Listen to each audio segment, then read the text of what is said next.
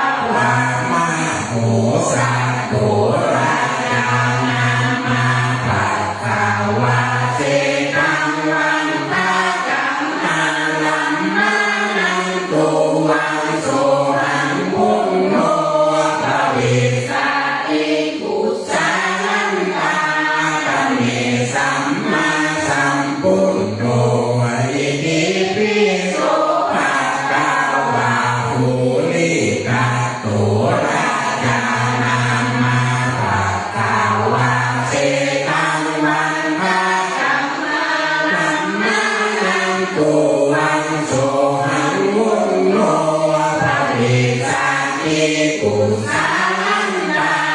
ธัมเมสัมมาสัมพุทโธอิติปิโสภะคะวะจันทะภูมาโร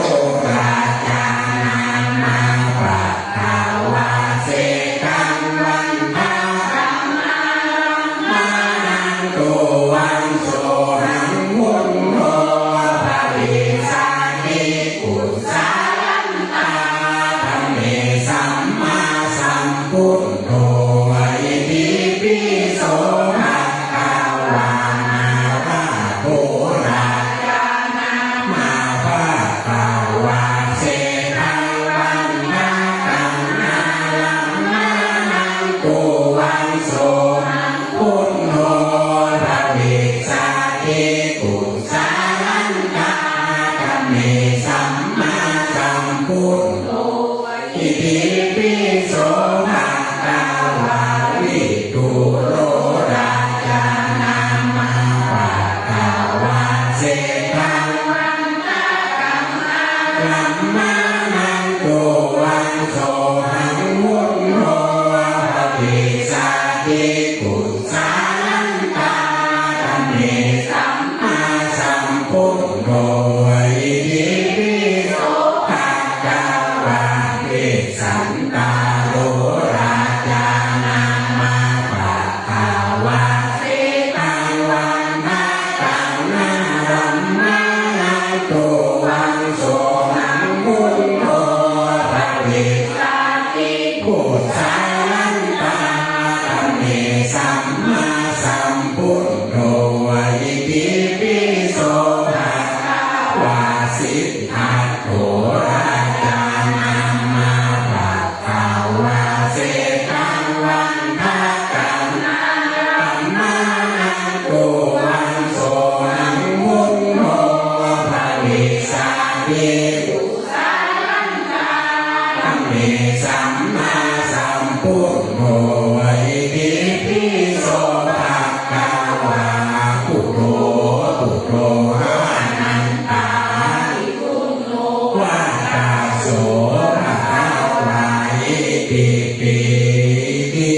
ปิโสภะคะวะตานะปาลมิสัมปันโนกานะอุปปาลมิสัมปันโนกานะปาลมัคคะปาลมิสัมปันโน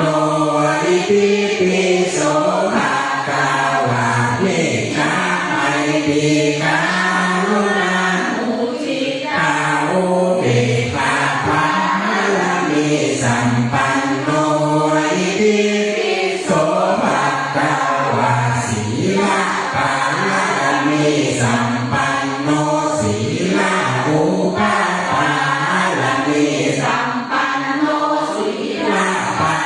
ลมัคคะปาลมิสัมปันโนอิติปิโสภะคะวะเมตตาไมตรีกรุณามุทิตาอุเบกขาภา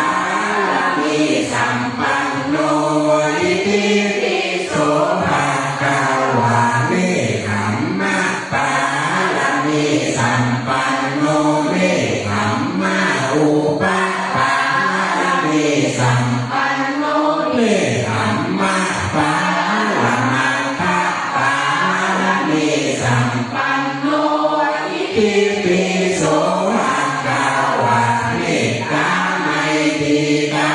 รุณามุทิตาอุเบกขาปาลมิสัมปันโนอิติปิโสภะคะวะปัญญาปาลมิสัมปันโนปัญญาอุปปาลมิสัมปันโนปัญญาปาลมัคคะปาลมิสัมปันโนอิติปิโสภะคะวะเมตตาไมตรีกรุณามุทิตาอุเบกขาปาลมิสัมปันโนอิติปิโสภะคะวะวิริยะปาลมิสัมปันโนวิริ สัมปันโนวิริยะปาลมัตถปามิสัมปันโนอิติปิโสภะคะวะเมตตาไมตรีกรุณามุทิตาอุเบกขาปามิสัมปันโนอิติปิโสภะคะวะขันติปาลมิสัมปันโนขันติอุปาปาลมิสัมปันโนขันติปาลมัตถปาลมิสัมปันโนอิติปิโสภะคะวะเมตตาไมตรีกรุณามุทิตาอุเบกขาปาลมิสัมปันโนอิติปิโสภะคะวะสัจจะปาลมิสัมปันโนสัจจะอุปาปาลมิสัมปันโนสัจจะปาลมัตถปาลมิสัมปันโนอิติปิโสภะคะวะเมตตาไมตรีกรุณามุทิตาอุเบกขาปาลมิสัมปันโนอิติปิโสภะคะวะอะทิฐานะปาลมิสัมปันโนอะทิฐานะอุปาปาลมิสัมปันโนอะทิฐานะปาลมัตถปาลมิสัมปันโนอิติปิโสภะคะวะเมตตาไมตรีกรุณามุทิตาอุเบกขาปาลมิสัมปันโนอิติปิโสภะคะวะเมตตาปาลมิสัมปันโนเมตตาอุปาปาลมิสัมปันโนเมตตาปาลมัตถปาลมิสัมปันโนอิติปิโสภะคะวะเมตตาไมตรีกรุณามุทิตาอุเบกขาปาลมิสัมปันโนอิติปิโสภะคะวะเมตตาปาลมิสัมปันโนอุเบกขาอุปาปาลมิสัมปันโนอุเบกขาปาลมัตถปาลมิสัมปันโนอิติปิโสภะคะวะเมตตาไมตรีกรุณามุทิตาอุเบกขาปาลมิสัมปันโนอิติปิโสภะคะวะกัสสะปาลมิสัมปันโนกัสสะอุปาปาลมิสัมปันโนกัสสะปาลมัตถปาลมิสัมปันโนอิติปิโสภะคะวะเมตตาไมตรีกรุณามุทิตาอุเบกขาปาลมิสัมปันโนอิติปิโสภะคะวะสัมมาทิฏฐิปาลมิสัมปันโนสัมมาทิฏฐิอุปาปาลมิสัมปันโนสัมมาทิฏฐิปาลมัตถปาลมิสัมปันโนอิติปิโสภะคะวะเมตตาไมตรีกรุณามุทิตาอุเบกขาปาลมิสัมปันโนอิติปิโสภะคะวะปัญจมหาปริยาหานะปาลมิสัมปันโนอิติปิโสภะคะวะทานะปาริยาหานะปาลมิสัมปันโนอิติปิโสภะคะวะสัมมิยาปาริยาหานะปาลมิสัมปันโนอิติปิโส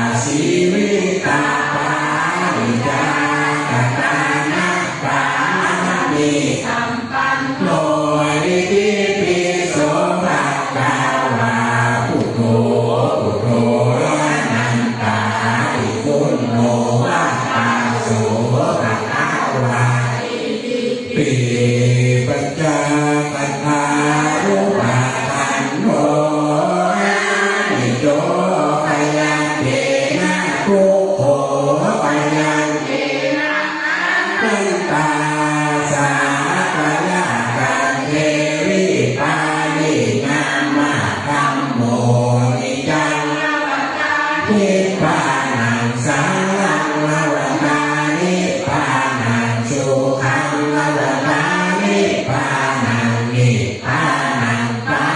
มังสุขังเวทนานาคันโทอานิโยพยังเทนะทุกโขพยังเทนะพุทธาสาวกกันเทวิปารินามาคัมโมนิกังนิพพานังสารังนวตานิพพานังสุขังนวตานิพพานังนิพพานังปานังสุขังสัญญาราคันโทนิโยพยังเทนะทุกโขพยังเทนะอนันตาอานิมามาคัมโมนิจังนวตานิพพานังสารังนวตานิพพานังสุขังนวตานิพพานังนิพพานังปานังสุขังสังขาราคันโท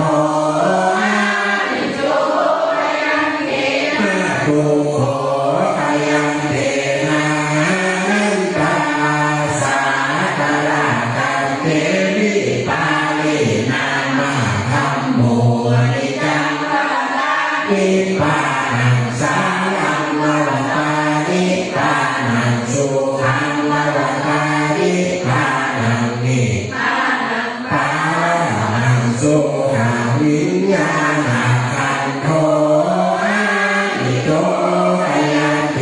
นะทุกโขพยังเทนะอนันตาสากรากันเทวิปาลินามาคัมโมนิจังนวตานิพพานังสารังนวตานิพพานังสุขังนวตานิพพานังนิพพานังปามังสุขังอาภิโภมิสติธัมโมสติอนาติโตอันตานังกาลยานังกาโรมิกาเอนะวาจามนัสสาติอาหังภิโภมิสลาธัมโมสลาอนาติโตอันตานังกาลยานังกาโลมิกาเอนะวาจามนัสสาติอาหังภิโภมิพยาธิธัมโมพยาธิอานาติโตอันตานังกาลยานังกาโลมิกาเอนะวาจามนัสสาติ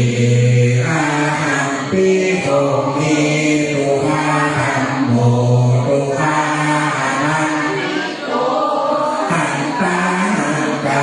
ลยานังกาโลมิกาเอนะวาจาสาติอาหังภิโภมิมาลนาธัมโมมาลนาอานันติโตอันตานังกาลยานังกาโลมิกาเอนะวาจามนัสสาติกุลภาลัจจมินะวะโหตะนังกุลภาลัจจมินะวะธัมเมกุลภาลัจจมินะมะสังฆานังทุกขโลกภัยยังวิวันชัยเยสัพพะทุกข์สัพพะโศกสัพพะโลกสัพพะภัยสัพพะขอเสนียดจันไรสัพพะขอตัวต่อตัวในสัพพะขอตัวใดขอให้ได้เป็นดีข้อปีเดือนข้อเดือนข้อให้ได้ข้อวันขอให้หายวันนั้นตามใจที่วันชัยสาภาทานังสา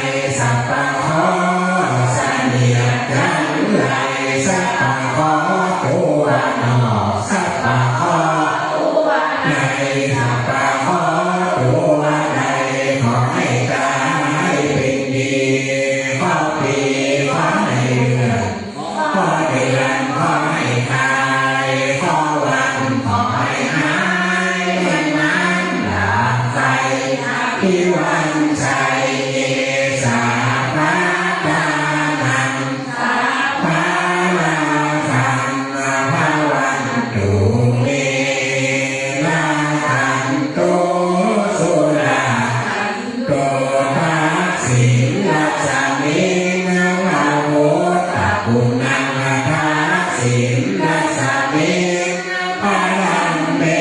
ตังทักสิมรัสมิงวัดสังฆานังทุกขโลกปัญญังวิวังชัยเยสัพพะทุกข์สัพพะสุขสัพพะโลกสัพพะภัยสัพพะเคราะห์เสนียดจันไรสัพพะเคราะห์ตัวนอกสัพพะเคราะห์ตัวในสัพพะเคราะห์ตัวในขอให้กายเป็นดีข้อปีขอให้เรื่องข้อเดือนขอให้กายข้อวันขอให้หายน้ำไปหาพิวันใจสัพพะปานังสัพพะลาทังภาวันตุเมลาหันโตสุราโตโหระดีรัสมิงพระโพธปุณาหอระดีรัสมิงพระธรรมเมตังหอระดีรัสมิงพระสังฆานังทุกขโลกปัญญังวิวังชัยเยสัพพะทุกข์สัพพะโสสัพพะโลกสัพพะภัยสัพพะเคราะห์เสนียดจันไรสัพพะเคราะห์ตัวนอกสัพพะเคราะห์ตัวในสัพพะเคราะห์ตัวในขอให้กายเป็นดีข้อปีขอให้เดือนข้อเดือนขอให้กายข้อวันขอให้หายวันนั้นด่าใครหาที่วันใจเยสัพพะกานังสัพพะปลาทังภาวันตุเมลาทันโตสุราทันโตปัสสิรัสมิงพระโพธปุณาปัสสิรัสมิงพระธรรมเม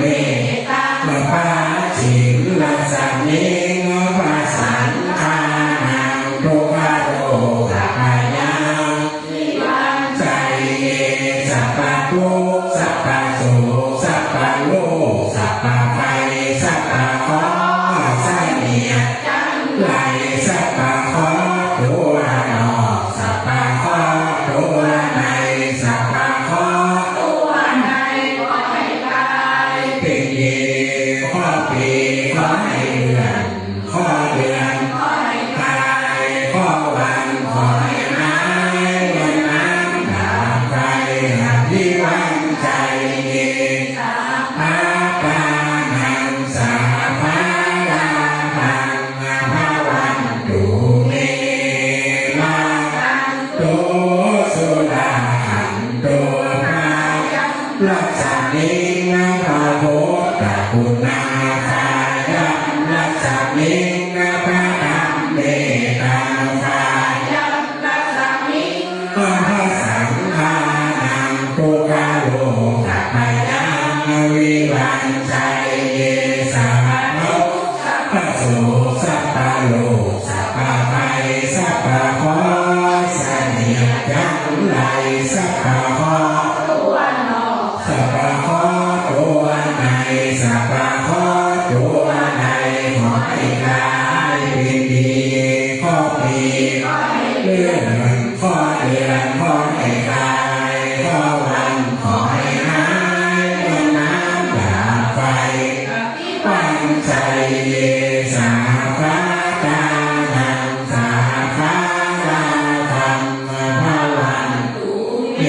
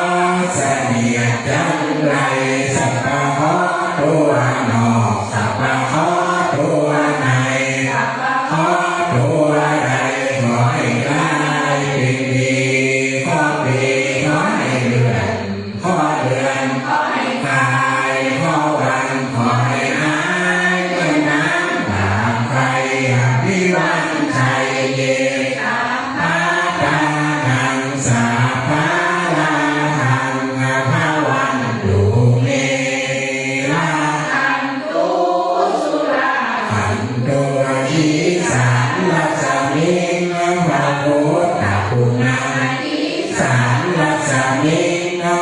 ธรรมเมตังอีสานรัศมิงพระสังฆานังโลกัปยังวิวังชัยสัพพทุกข์สัพพโศกสัพพโลกสัพพภัยสัพพขอเสนียดจันไรสัพพขอตัวนอกสัพพขอตัวในสัพพขอตัวในขอให้กลายเป็นดีขอปีขอให้เดือนขอเดือนขอให้ตายขอวันขอให้หายวันนั้นดับไฟอภิวันชัยเยสาภานังสาภาพังพระวันตุเมนาโตสุราสันโตรัศมิงพระโพธกุณารัศมิงพระธรรมเมตังรัศมิงพระสังฆานังทุกขโลกัปปยังวิวันชัยทุกสัพพโสสัพพโลกสัพพภัยสัพพขอเสนียดจันไรขอตัวนอกสัพพขอตัวในสัพพขอตัวใดขอให้กลายเป็นดีขอปีขอให้เดือนขอเดือนขอให้หายขอวันขอให้หายวันนั้นดับไฟอภิวันชัยพาตานังสาภาพังพระวันตุเมตังขันโตสุราขันโตพระเทวีรัสมิงพระโพธกุณาวิรัสมิงพระธรรมเมตังพระเทวีรัสมิงพระสังฆานังทุกขโลกัปปยังวิวันชัยเยสัพพทุกข์สัพพโศกสัพพโลกสัพพภัยสัพพขอเสนียดจันไรสัพพขอตัวนอกสัพพขอตัวในสัพพขอตัวในขอให้กลายเป็นดีขอปีขอให้เดือนขอเดือนขอให้ตายขอวันขอให้หายในนั้นดับไฟอภิวันชัยเยสาภาตานังสาภาราพังพระวันตุเมลาขันโตสุราขันตุรัสมิงโบกลจักรวาลนับแปดพระสิทธิจงมาเป็นกำแพงแก้วพระเจตามาป้องกันตัวอนันตาลาสเสนานาหิเตสัมมันตาสัตโยสัมมัสสัตตาสัพเพพุทธาสารัตเนติเตนาขันโตสุราขันตุรัสมิงโบกลจักรวาลนับแปดทิศประสิทธิจงมาเป็นกำแพงแก้วพระเจตามาป้องกันห้อมล้อมออกทั่วอนันตาลาสเสนานาหิเตสัมมันตาสัตโยสันนัสสัตตาสังสาลิธรรมะละปะริติเตนะขันโตสุราขันตุรัสมิงโบกลจักรวาลนับแปดทิศประสิทธิจงมาเป็นกำแพงแก้วพระเจตามาป้องกันล้อมออกทั่วอนันตาลาสเสนานาหิเตสัมมันตาสัตโยสันนัสสัตตาสังสัพเพปัญเจกาพุทธาสารัตเนติเตนะขันโตสุราขันตุรัสมิงโบกลจักรวาลนับแป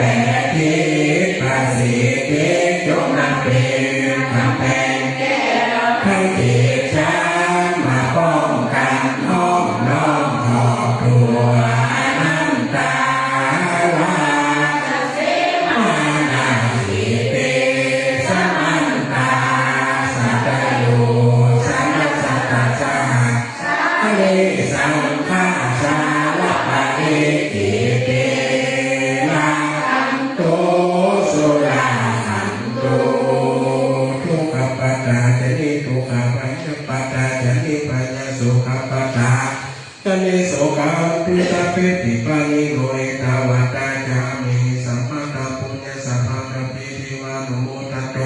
สัพพะสัมภสิสิทธิยาทานังลาหันตุสัทธาลาหินังลาหันตุสัพพะตาภาวนาวินาตาอุปปัสสัตถุเทวตาอัตตาสเปปุถามนัปปตา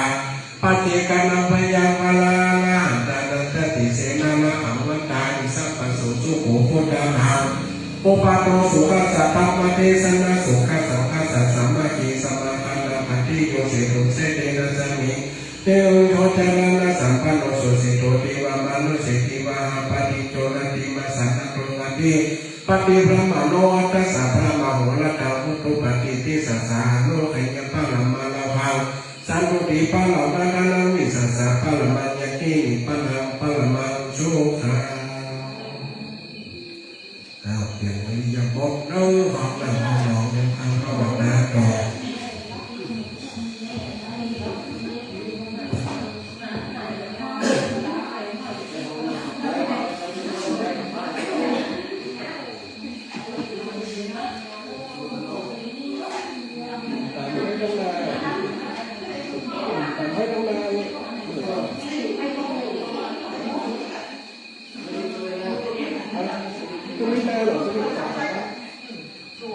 cháu có biết lắm hay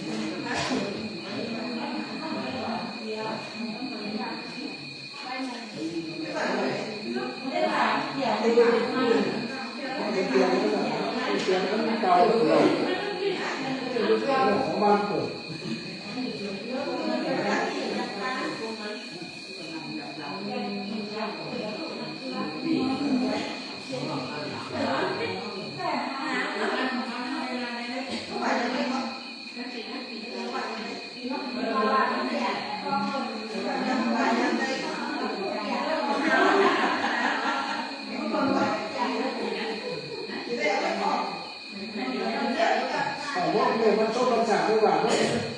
แล้วเนี่ยแต่ในขาตุ้งซักปกติเขาแต่ในขาเก่าแบบนี้เขาตัดปานอันเขาล้มเนื้อ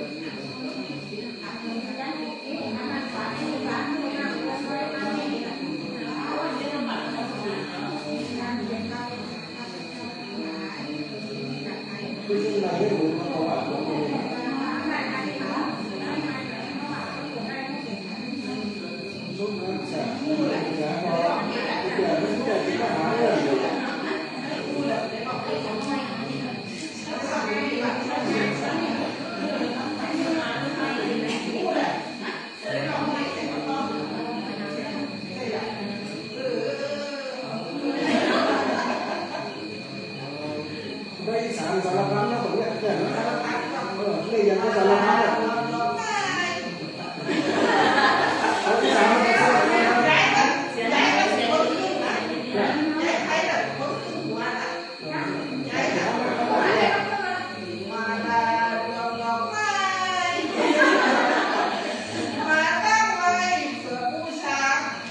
นี่การที่กระชากได้จะไม่เป็นของเขา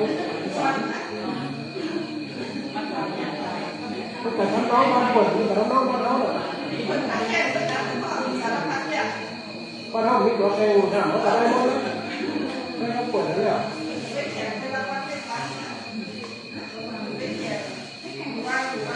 เป็นตัวมดเนี่ยนะ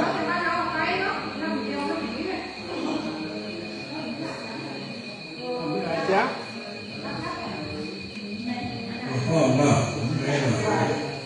สำนักหลักขายหน่อยเอ้าอันนั้นมันได้มาฝึกเร็ว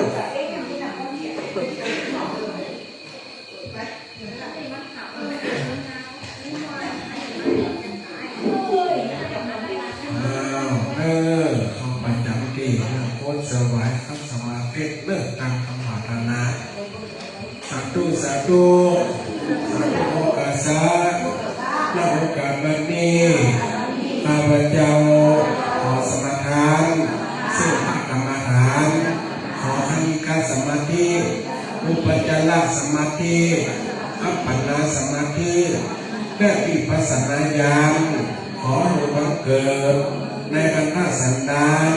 ของข้าพเจ้าขอตั้งสติกำหนดลมหายใจลมหายใจเข้าโม่ลมหายใจออกโม่3 หนและ7 หน100 หนและ8 หนตั้งแต่การละบัดนี้เป็นต้นไปเถิดอิมังภาวนากรรมังอธิษฐามิอิมังภาวนากรรมังอธิษฐามิอิมังภาวนากรรมังอธิษฐามิคอยรับการลงเบาๆนักขัดสมาธิเอาหัวทับเท้าซ้ายมือขวาทับมือซ้ายปิดวาจาปิดหูหายใจเข้าลึกอัศสาสะปัสสาสะกันลมหายใจเข้ามันลึกที่สุดแล้วก็ปล่อยออกมาเงาที่สุดในความห้องกำหนดลมหายใจคนเราทำมีลมหายใจมีหายใจสามารถอยู่ได้แม้แต่ต้นไม้แม้แต่พืชพันธุ์วันนี้ก็ยังมีอากาศหายใจเข้าหายใจการสังเคราะห์แสงมนุษย์สัตว์ในโลกก็ยังจักหายใจเหมือนกันแต่บางวันเขาก็เริ่มกำหนดลมหายใจเขาโม่เขาหายใจสัญญาหรือสั้นเขาโม่เพราะว่าสิ่งวันนี้เขาหลงละเลิงหรือว่าลืมสติ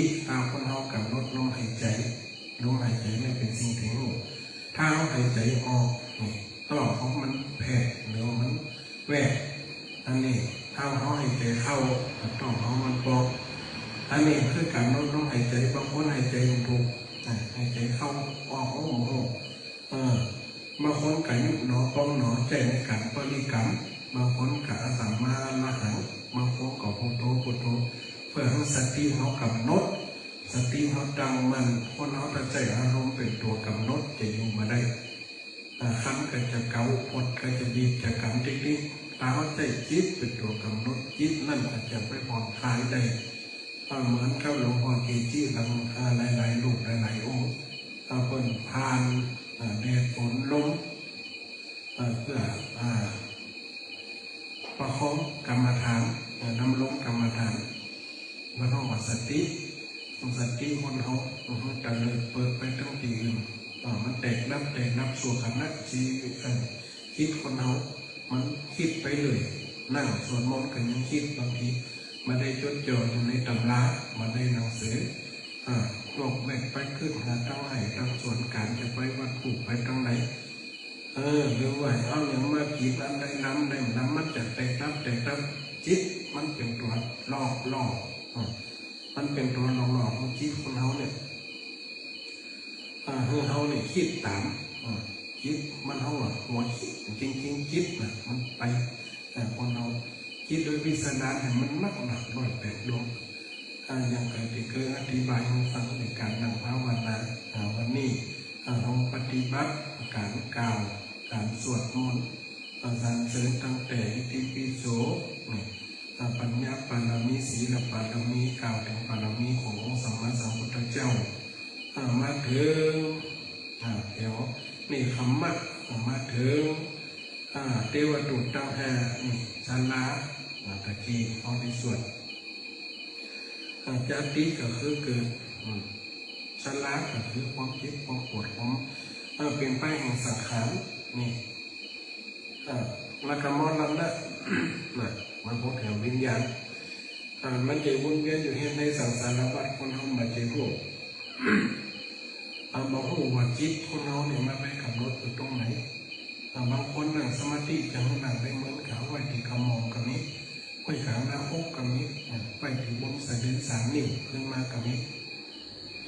คำรถแบบจิตใจว่าตั้งมันจิตใจว่าตั้งมัน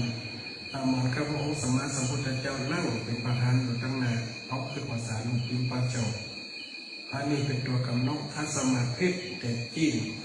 ปนห้องพระฮัทเบื้องหัวจีลงท่อนเหล่านี้ถึงอัตมาก็เลยเล่าให้ฟัง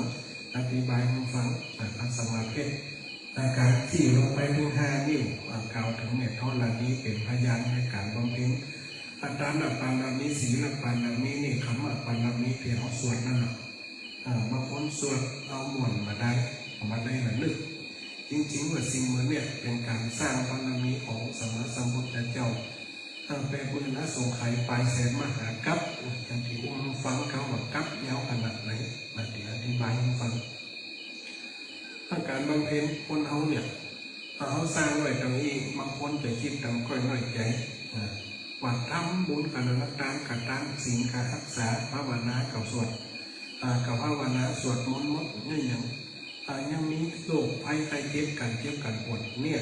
สิ่งที่เป็นกำหนดนี่หันคนเจ็บคนปวดเนี่ยเป็นกลอุบายเนี่ยคือมนุษย์เขามาได้หลงอยู่ในสังขาร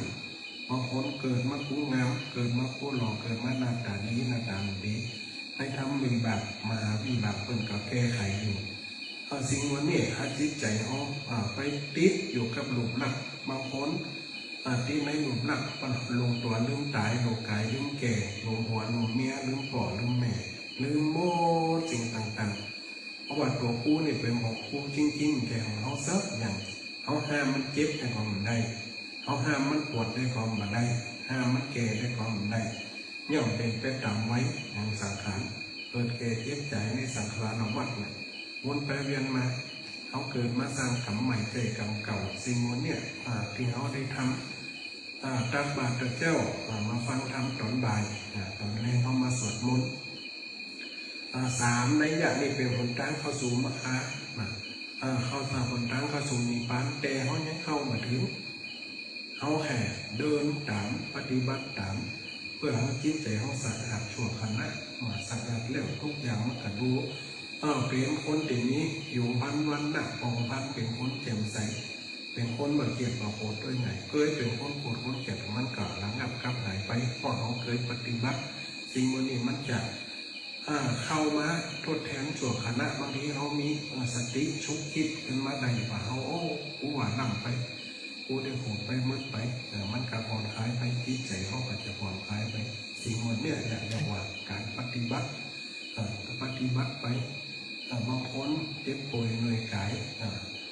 เสียของที่อันเป็นที่หักเนี่ยถ้าว่าคิดจริงๆแล้วมันก็มีอย่างสักอย่าง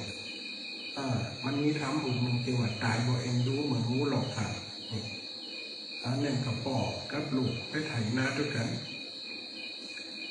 ลูกกับไปถูกงูชก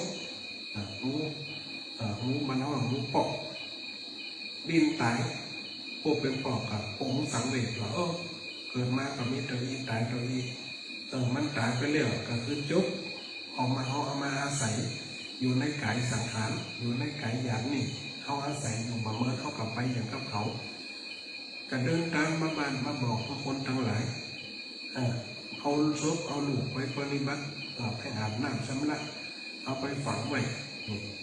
พิจารณาว่ามันกับนี้อย่างเงี้ยดินสู่ดินน้ำสู่น้ำลมสู่ลมวันนี้อย่างกินแล้วอย่างยืดถ้าเข้าไปก่อนเขาก็ไม่หัวหาอะไรนี่ลูกไปก่อนเขาก็ต้องยืนยัดอยู่ในการเป็นมนุษย์ต่อไปแหมเอาวันตายมาเองรู้เหมือนงูหลอกขาดอย่างทำอย่างนั้นโดยสอนปัญหาเตือนสติคนเราตายด้วยกันทุกคน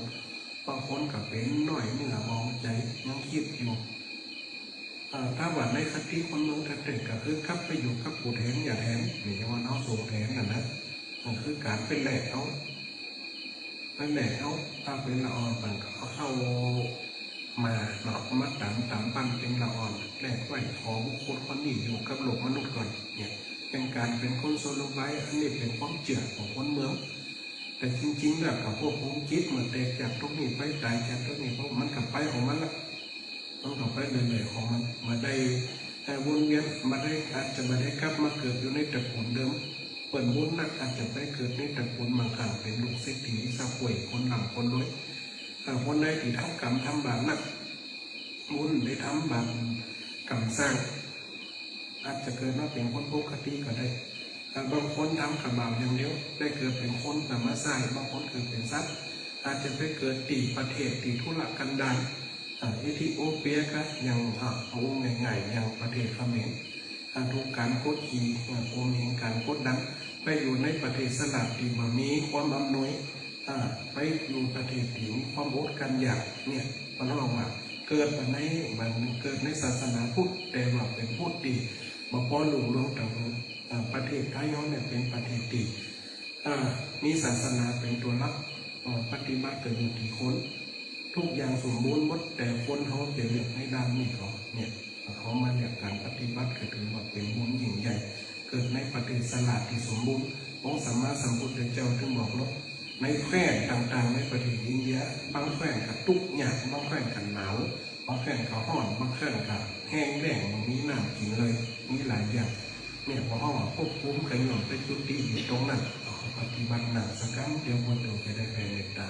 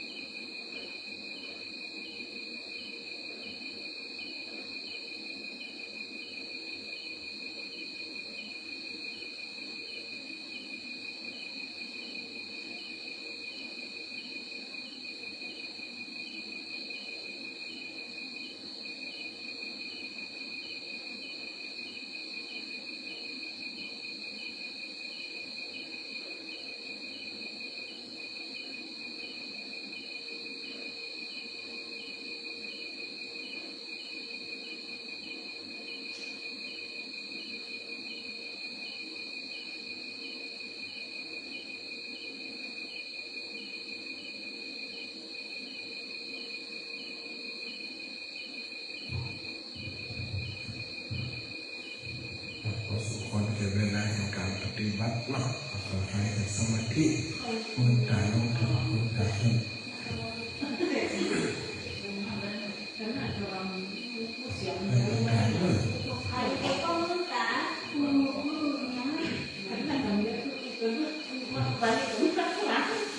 เลิกบอกกรรมฐานเลิกสาธุสาธุตอนนี้ข้าพเจ้าได้ภาวนาจะเลิกพุทธติกรรมฐาน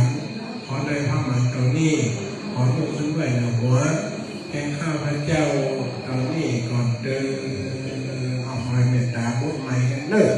เขาจะใจของบ้านเขาแล้วน้าวกำขึ้นมาเลิกกำขึ้นมาใหม่เลิก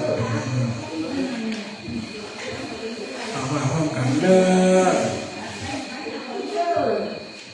กำขึ้นมาเลิกยังกินจีโกสาลั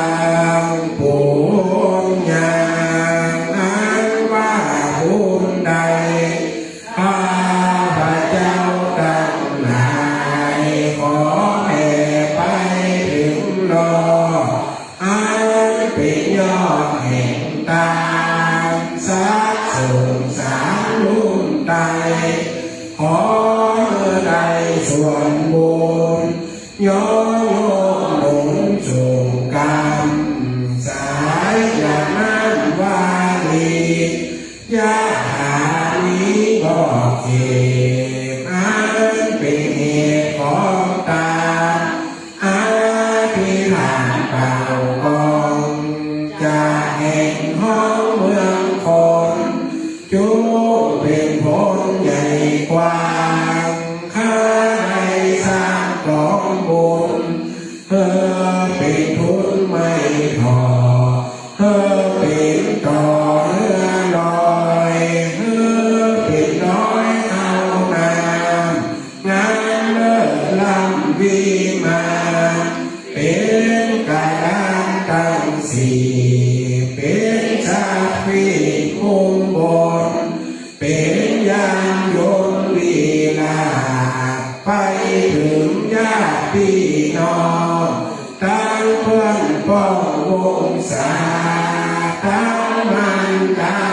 พิตาพ่อแม่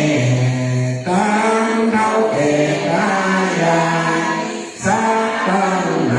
น้อยใหญ่ตั้งเทพไว้อินวงพูดบินลงมากาหน้าคาลาคงคาเทวดาแห่งห้องข้าแผ่กองส่งไปขอเมื่อใดรับแล้วผู้สมของแฟวนี้เดินยิตังตานังกัมมังอิตังศีลกัมมังอิตังภาวนากัมมังนิพพานาปัจจายโยโหตุโนนิยังอย่างนั้นเด้อมันไม่อยู่เดี๋ยวก็หอบมาแล้วยังจินเจโกสาลังกัมมังกัตตะปัจจินิยังมังมะกายนังวาจานังมัสสาติมาสุขาตังกาตังเยสันตาสันยิโนอันติเยจะสันตาสันยิโนกัตตังปุญญาปาลังไมสัพเพภาคีภวันตุเตยิตังกัตตังสุเวทิตังทิยังปุญญาปาลังมายายิจะตัตถะนาสานันทิเทวาหันตัวนิเวทิยุงสัพเพโลกามิเยสันตาสีวัตตาหาลาเหตุกามนุษยังโพสนังสัพเพละพันตุมัมมะเจตาสาติอรหังสัมมาพุทโธภะคะวาพุทธังธัมมังอภิวาเทมิสวากขาโตภะวะตาธัมโมธัมมังนัมสสามิสุปฏิปันโนภะคะวะโตวะกะสังโฆสังฆังนามามิวันทามิพุทธังพันเมโตสังฆามาคะเมพันเตวันนามิธัมสัพพะเมโตสังฆามาคะเมเทวันนามิสังฆังสัพพะเมโตสังฆามาเทวันเทวันนามิคาลุอุปัชฌายะจานิเนสัพพังโตสังฆามาคะเมอามิกัมมัฏฐานังสัพพะเมโตสังฆามาเมวันเทวันนามิอาลังเมปัตตสิมายังสัพพะเมพระมาทาเมวันเทวันนามิเจติยังสัพพะสัพพะขาเนสุปฏิทิตาทะเลละหาตุมหาโพธิพุทธะ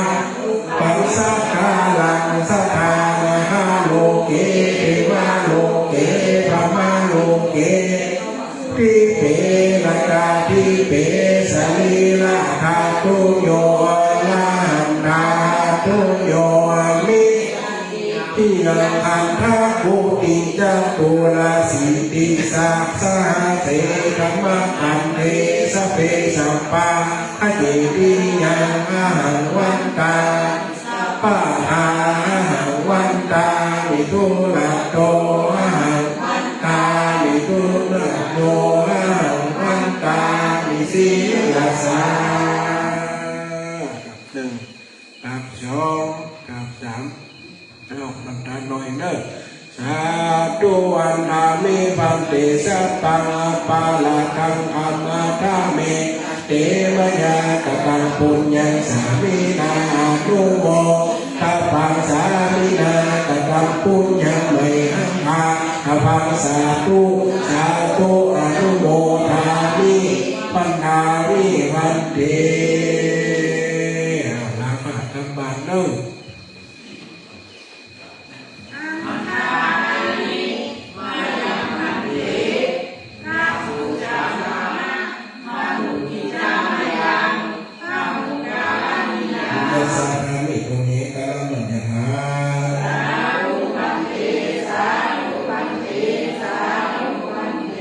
อยู่ทางดีเนอ